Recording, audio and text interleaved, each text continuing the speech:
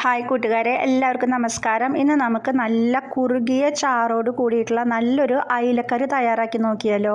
അപ്പോൾ വേഗം വായോ, നമ്മുടെ ഒരു റെസിപ്പി കണ്ടു നോക്കൂ കേട്ടോ. ഇതിനു വേണ്ടി ഞാൻ 3 അയില ചെറിയ പീസുകളായിട്ട് കട്ട് ചെയ്തെടുത്തിട്ടുണ്ട്. ഒരു പാൻ വെച്ച് കൊടുത്തിട്ടുണ്ട്. ഇത് ചൂടായതിനു ശേഷം നമുക്കിതിലോട്ട് ഓയിൽ ഒഴിച്ചു കൊടുക്കാം.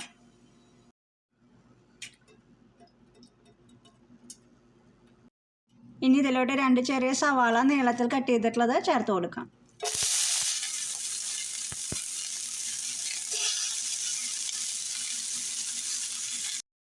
സവാള വാടി കിട്ടുന്നതിന് വേണ്ടി നമുക്ക് അല്പം ഉപ്പ് ചേർത്ത് കൊടുക്കാം. ഇനി ഇത് നമുക്കൊന്ന് വഴറ്റിയെടുക്കാം.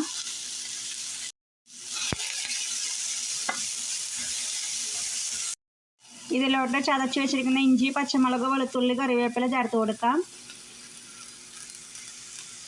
ഞാനിതിലോട്ട് 2 വെളുത്തുള്ളി, 2 പച്ചമുളക്, കുറച്ച് കറിവേപ്പില, ചെറിയൊരു പീസ് ഇഞ്ചിയാണ് എടുത്തിരിക്കുന്നത്. ഇനി ഇത് നമുക്ക് നന്നായിട്ടൊന്ന് വഴറ്റിയെടുക്കാം. സവാള, ഇഞ്ചി, പച്ചമുളക്, വെളുത്തുള്ളി, കറിവേപ്പിലൊക്കെ നന്നായി വാടി വന്നിട്ടുണ്ട്. ഇതിലോട്ട് നമുക്ക് ഹാഫ് ടൊമാറ്റോ ചെറുതായി കട്ട് ചെയ്തത് ചേർത്ത് കൊടുക്കാം.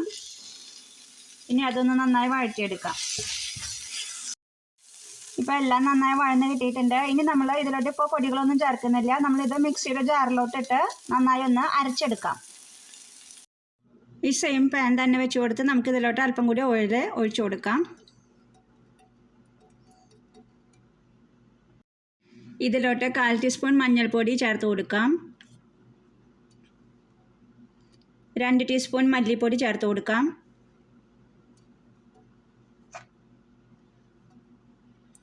1/2 ടീസ്പൂൺ മുളക് പൊടി ചേർത്ത് കൊടുക്കാം.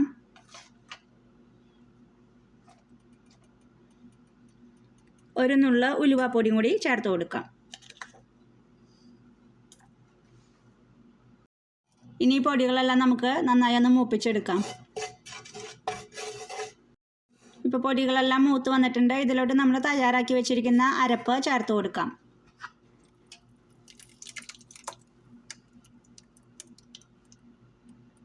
ഇനി ഇതെല്ലാം കൂടി നന്നായി ഒന്ന് മിക്സാക്കി എടുക്കാം.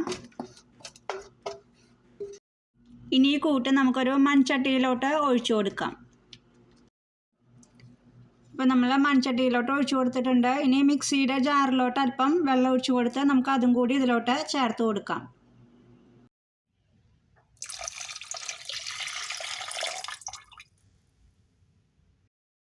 ഇനി ഇതിലോട്ട് കുറച്ച് കറിവേപ്പില ചേർത്ത് കൊടുക്കാം.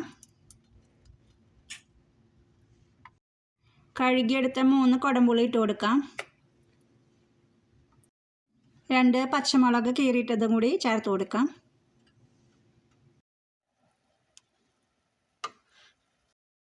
ഇപ്പം നമ്മുടെ കറി തിളച്ച് വന്നിട്ടുണ്ട്. ഇതിലോട്ട് നമുക്ക് അയില കഷ്ണങ്ങൾ ചേർത്ത് കൊടുക്കാം.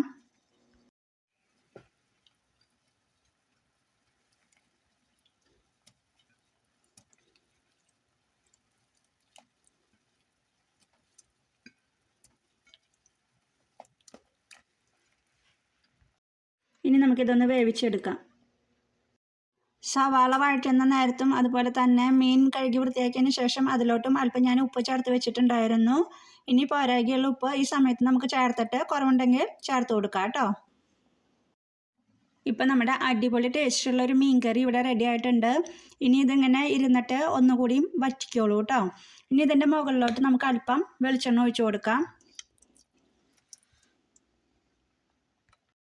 1 നുള്ള ഉലുവാപ്പൊടി ചേർത്ത് കൊടുക്കാം. കുറച്ച് കറിവേപ്പില ചേർത്ത് കൊടുക്കാം.